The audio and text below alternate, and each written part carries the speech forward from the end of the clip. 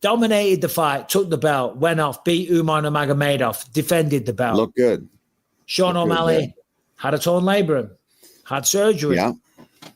Said that affected his training. It would. And he did have surgery. Yeah. Now Sean's back. People talking shit. Saying, why is he getting the immediate rematch?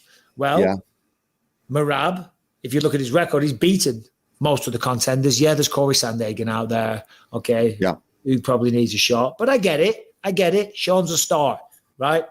I get it. But I get it.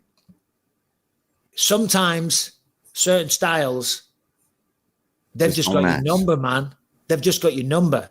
And Sean O'Malley is incredible, right? I'm a fan of the guy. And I know he's just like Joe. He's got rid of his social media. He's changed his phone number. Because normally I text him and he jumps on the show. He's very good with his time. He's been very gracious to this podcast and came on many times. But he changed his number as well. Stopped smoking weed. We know all the changes. Obviously taking this seriously because he knows if he loses 2 times in a row to Merab, maybe his time as champion could be over. And I think, just to give you some analysis, did we talk about this last time? I think he's just kind of been a victim of his own success because of his own style, the speed that he has. He was able to stand out there with the longer reach, pick people apart from a distance. But when Merab is just getting in your face the whole time, that style doesn't work. And I just also, how much of the wrestling could have changed in this amount of time? You know, that's the other thing to really look at, because Merab had another fight with Umar where he was doing all that same kind of stuff. He's fresher. You know, I just think that's a big gap to overcome, the way he was dominated in the wrestling department. And I don't think that's going to get fixed. I love that he stopped smoking weed. I love that he's more focused. I hope it's more competitive. I hope he lands some shots. But I think Merab is going to do a similar thing. Well, every fight's different. And I just can't bet against Merab anymore. Like I've counted that guy out in a lot of other fights, and he always just freaking finds a way. So I'm sticking with him. All right, so you've got Merab. I mean, the thing is, Sean is sniper-like with his striking. I mean, when he fought Chito Vera, and Chito, it wasn't the best performance, but a lot of that was because of Sean O'Malley. He looked, that was like he didn't get the finish just because Chito's so tough, but that was like his showcase performance. Like, you know, if he's trying to show people, show me what you can do. Okay. This is my style. Finishes are cool. Knockouts are great. Yeah. But that's like a perfect just piecing people up demonstration of what he's capable of. Once he finds that distance and finds that rhythm, and that's what he's really got to do, right? I think he knows he's got to be more aggressive himself, because oftentimes you fight these wrestler guys, you're threatened by the takedown, you keep backing up. You're actually just going right into his game plan, where then all he's got to do is keep faking you.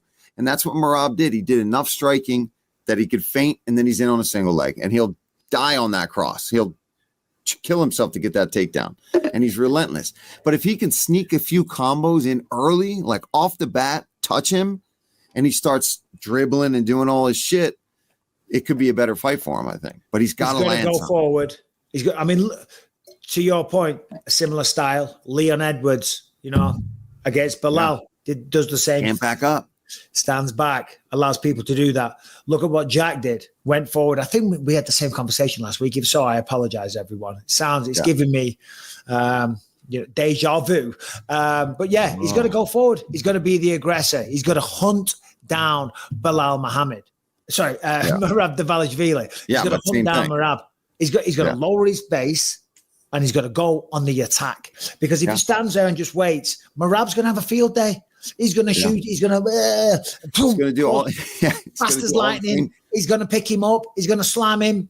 He's going to mock him, because that's what he does. Yeah, he's going to wave, and it's going to be embarrassing. So he's going to jumping jacks in between rounds. You know what? I'm coming. He's got to sting him.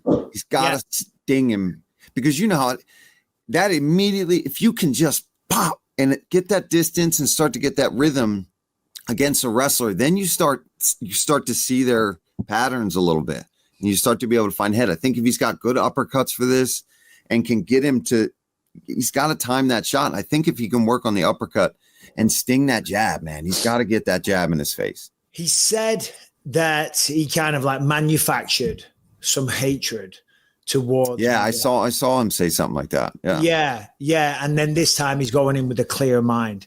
And I understand that because I used to be the same way, right? A lot of fighters are different. I used to somehow, some way, I'd take it personal because I'm like, this guy's going to fight me. You know what I mean? And fighting's a very personal thing. You're going to try and beat me up. So instantly they were the enemy. Now, of course, in hindsight and maturity, you think that's not the best way.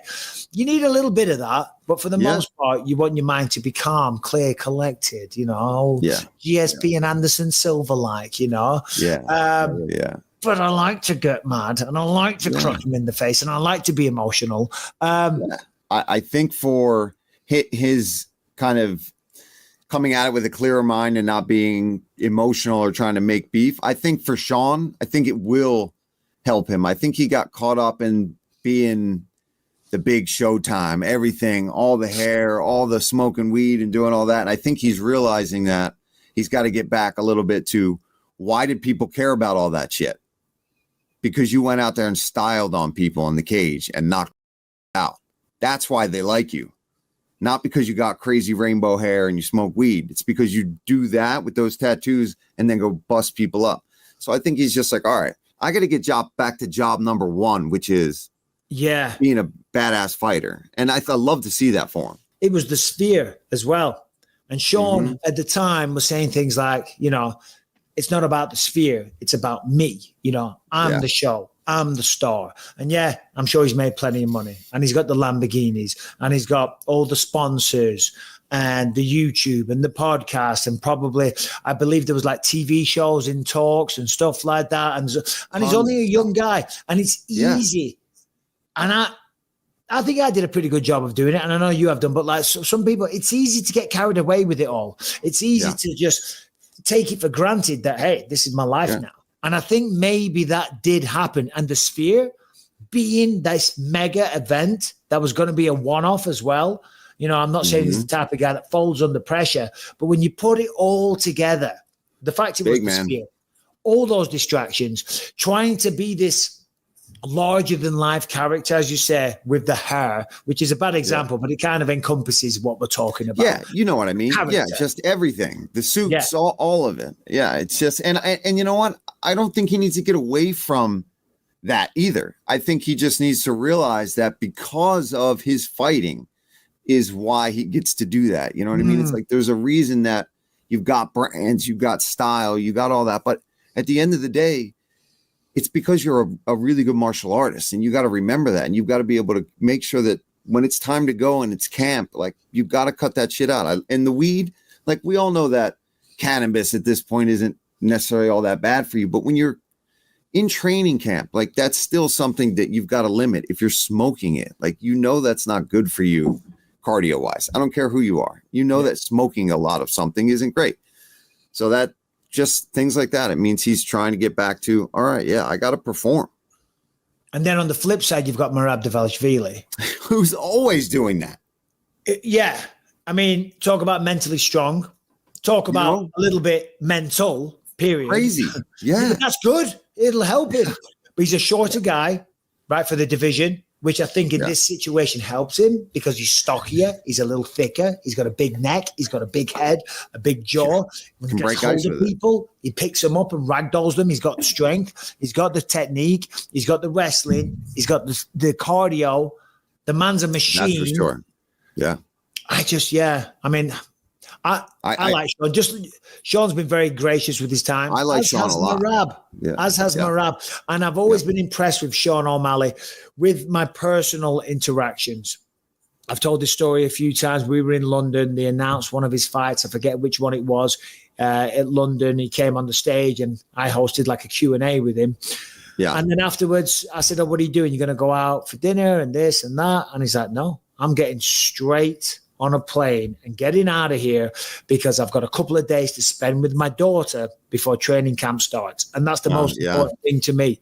And I was like, you know, you see one side on TV and I'm like, but then, because I thought he'd be He's going to go out in London as Sugar Sean O'Malley, the bantamweight champion of the world. He's going to be loving all the attention and going to the restaurants and talking to all the chicks and just reveling in the moment.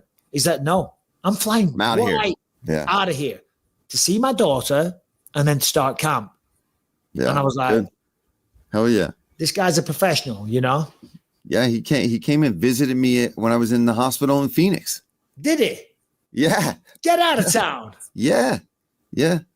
When I had all the that's when I had the collapsed lung thing after I fought James Vick, and I was there for like 10 days in Phoenix. And for a while I was there with no family. I didn't have anybody there except for the UFC medical advisor that was there with me.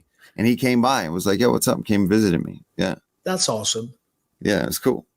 And he was just starting. Did you know the guy? Right at Sean? Yeah.